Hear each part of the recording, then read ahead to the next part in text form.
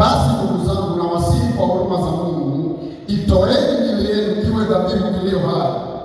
Kabla ya kuanza kuangalia dhabihu iliyo hai na kuitoa miili, tuanze kwa nini? Ni kwa huruma za Mungu. Tunaelewa ya kwamba hakuna mwanadamu anayeweza kustruggle for him or her own salvation. Uokovu tulionao wanadamu wote ni uokovu unaotokana na rehema na huruma za Mungu. Hakuna mwanadamu anayeweza kuwa na matendo mema kiasi cha kuniokoa. Hakuna mwanadamu anayeweza kuleta matendo yake na yakafanya astahiliwe rehema za Mungu. Ukiyapima matendo yote ya wanadamu kwenye ndani wa Mungu yanaonekana yana udhaifu. Ndio maana Mungu anaamua kutuhurumia. Sasa anatusihi, by the mercies of God, let us present our body as a living sacrifice. Huruma za Mungu hazitokani na matendo ya wanadamu.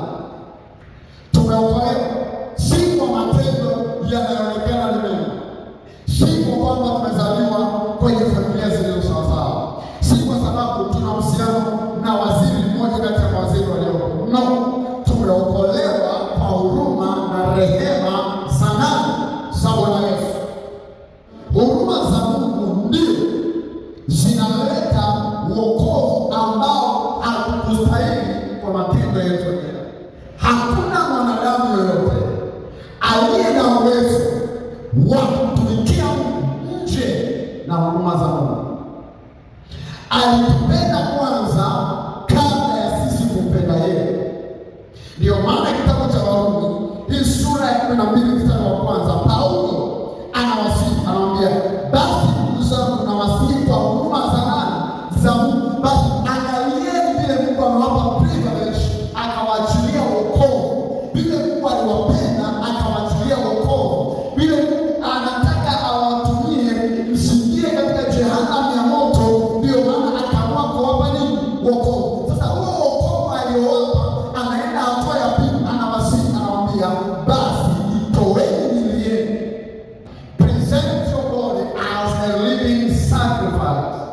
Kwa nini Paulo hakutaka kuambia toeni mioyo yenu, toeni nafsi zenu? Ameanza kuambia hivi, toeni miili yenu.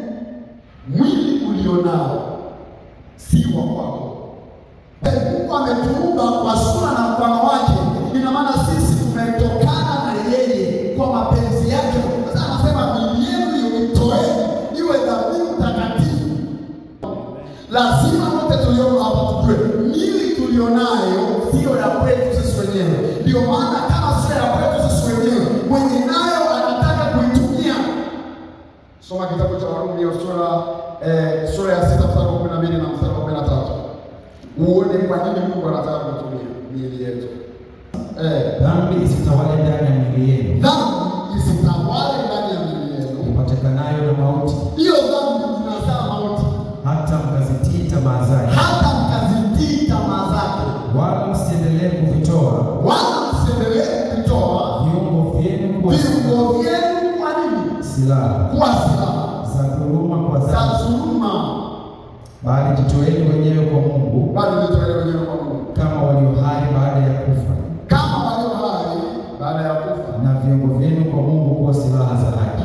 Na viungo vyenu kwa Mungu kuwa silaha za haki. Hiyo ndio sababu ya Mungu kutuambia hivi, itoeni miili yenu. Miili yetu Mungu anataka kuitumia kama silaha. Haleluya. Kitabu cha Warumi sura ya 6 mstari wa 13.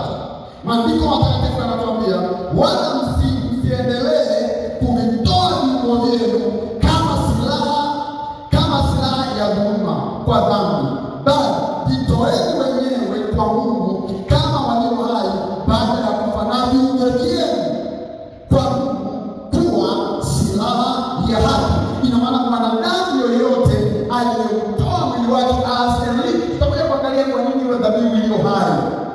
Bwana asifiwe sana. Kwa nini mwili wa mwanadamu unakuwa considered as a living sacrifice? Unaweza ukatoa fedha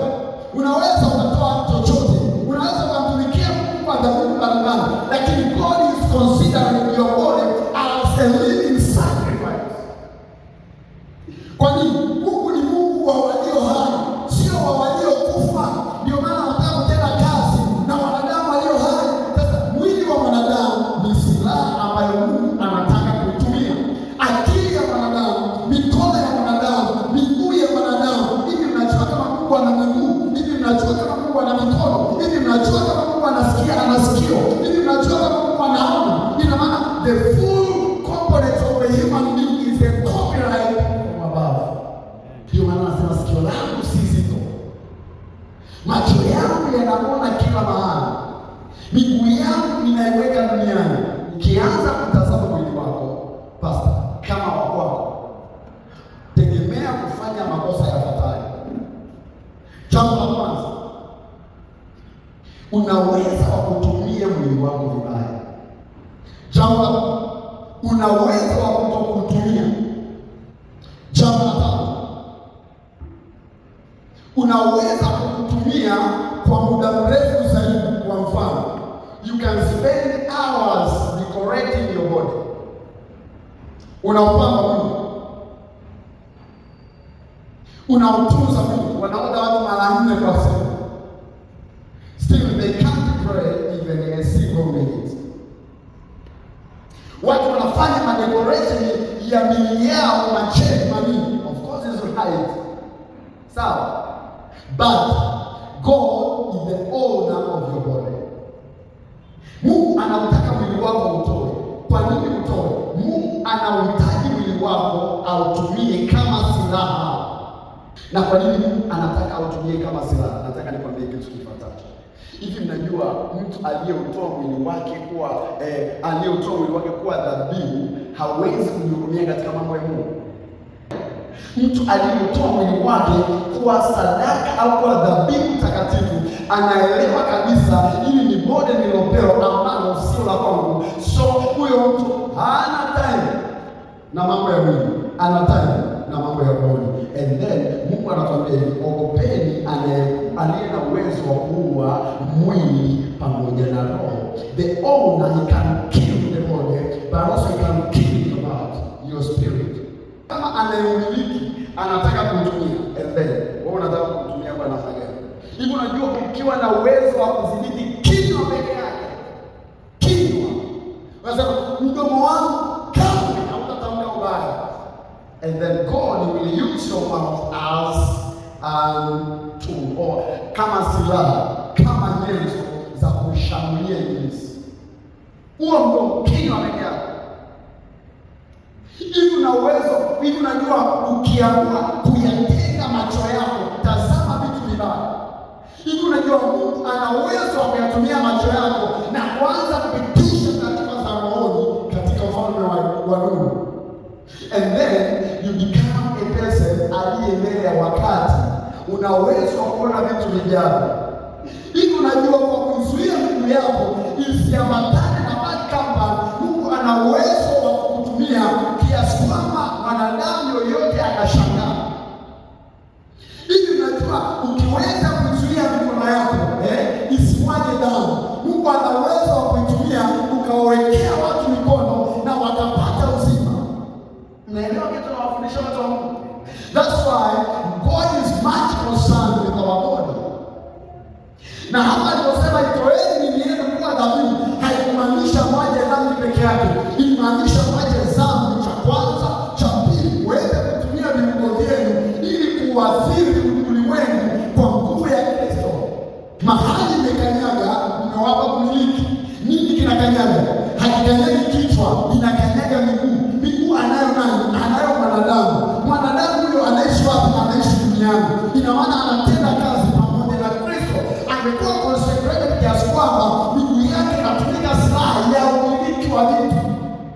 Kwa hiyo lazima tunapojifunza kuhusu kutenda, kwanza kuhusu rehema za Mungu, pili ili mtengwe, tatu iwe dhabihu iliyo hai. Maana yake ni kwa dhabihu iliyo hai.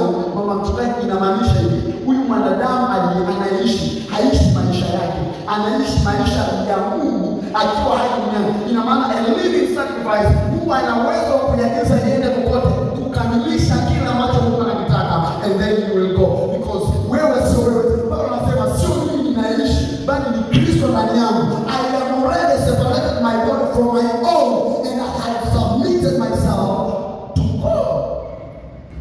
Anamalizia kusema hivi, na hiyo ndio ibada yenu yenye maana.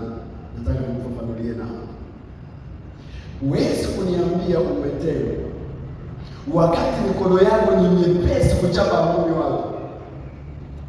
Mnanielewa? Hauwezi kuniambia umetenda wakati unatumia viungo vyako vya siri katika zinaa. Neema. Na unajua Mungu anataka nini?